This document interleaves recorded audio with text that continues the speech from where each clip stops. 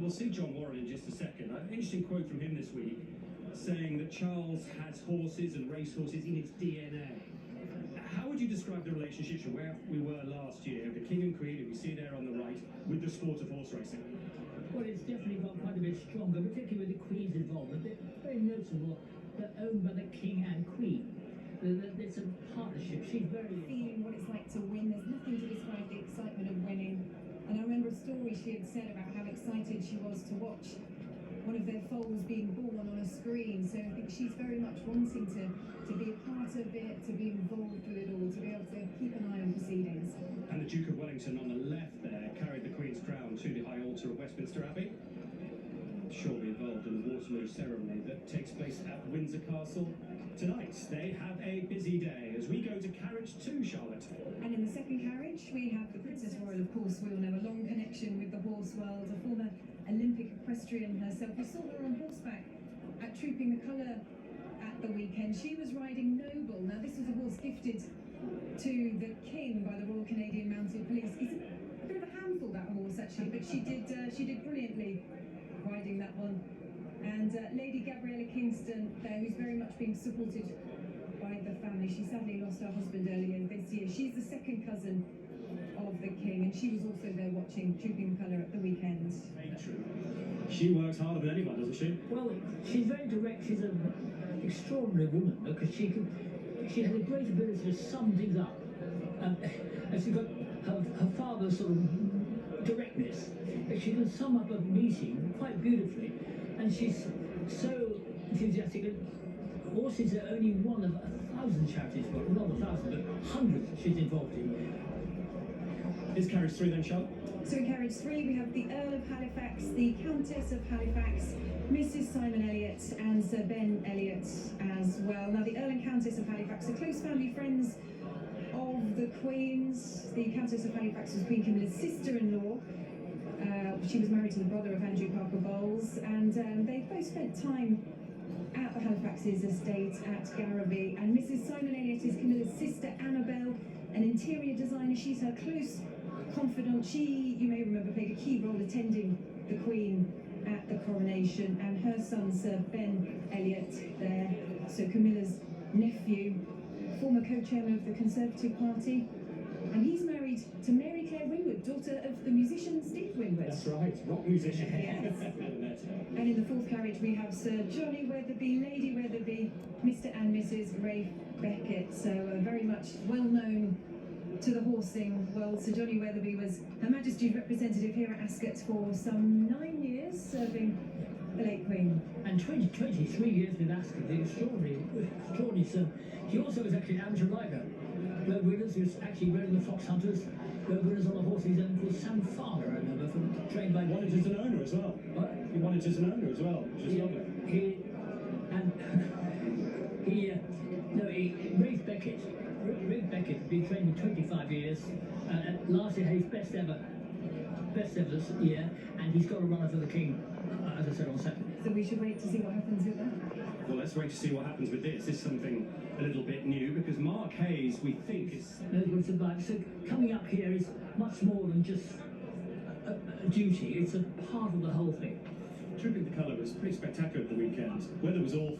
Yes. But the cameras very much seemed to be trained on one person. They had a lot to contend with, didn't they? I mean, I think, you know, having the King there, but obviously having the Princess of Wales there was just so special, wasn't it? And to see them united, they both obviously got their cancer diagnosis, but I think, actually, I'm full of admiration for how they were both there, how the King is there today.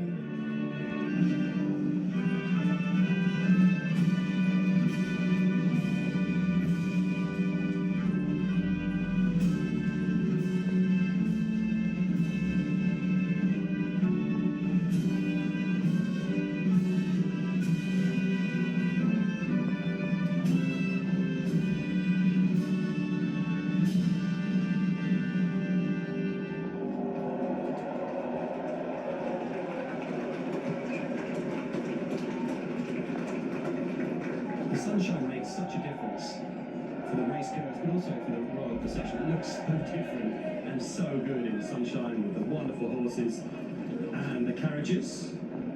The Princess Royal on the near side there. Should be able to talk at length with the Halifaxes about racing. The Earl of Halifax, the former chairman of York Racecourse. And now they'll come down the walkway where the winning horses do through the afternoon. It was amazing last year, we talked about that Thursday, Bruff. From there, the King and Queen had a runner in the St Ledger, which they attended. And then they were excited to be at Epsom on Oaks Day as well, which is maybe a connection we weren't quite expecting. Well, yes, but racing belongs to everyone. It belongs to the world, it belongs to everyone, and the embrace across the nation is the greatest thing that racing can give. Means to him, and I think that's really special actually, that he shows it's not just turning up and being here, but actually that personal involvement, the emotion behind it when one of your horses wins. And he looks so relaxed today compared to this day 12 months ago, I reckon. As for the first time, they will come into this famous paddock and everyone getting their vantage points. Look at the telephones, will get their first sight of the royal party. As the claps and the cheers begin.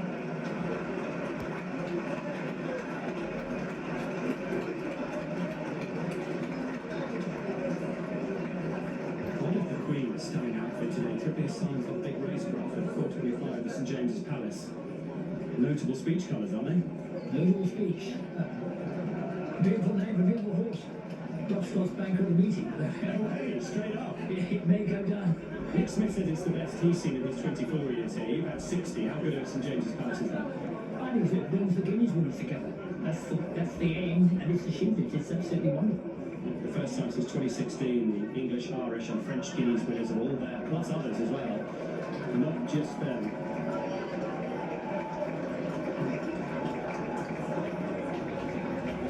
Right past us. We're just going right there.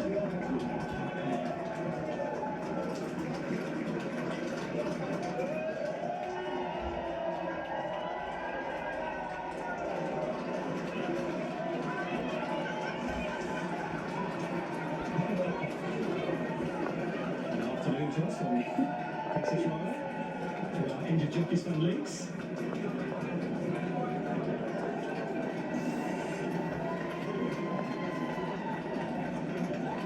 Every vantage point is taken, Charlotte. This remains relevant. It's really interesting, isn't it? You can see people have crowded in. Every single spot is taken with everyone cheering and clapping, wanting to get a glimpse of the carriage procession as it makes its way round. It's quite something, isn't it, actually, to see that excitement and hear that excitement from the crowd. And now the King and Queen will come out of their carriage and be met by Sir Francis Brooke, the chairman of Ascot Racecourse, His Majesty's representative, winning Cheltenham Festival owner now after they won with Chianti Classico in March. What a day that was. And he'll be by that white line, ready to lead the reception party as the Queen leaves the carriage. Sir Francis will then do the introductions to the two trustees. And in the reception party today is Alistair Warwick. He's the CEO here, having his second Royal Ascot. He's been at Ascot since 2008, having worked at Chester, Aintree and Hamilton prior to that. And that is Alistair with the glasses on the left there. And on Alistair's right, nearest us, is Chris Stickles, the clerk of the course at Ascot. And this place, this track, as you'll see shortly with the Queen Anne, is looking magnificent. Right, the royal party is here as we go to Adele. Coping with the prelims here at Royal Ascot can be quite difficult for a lot of horses, and we'll see a lot of them wearing a hood. Audience is one of them. Ever since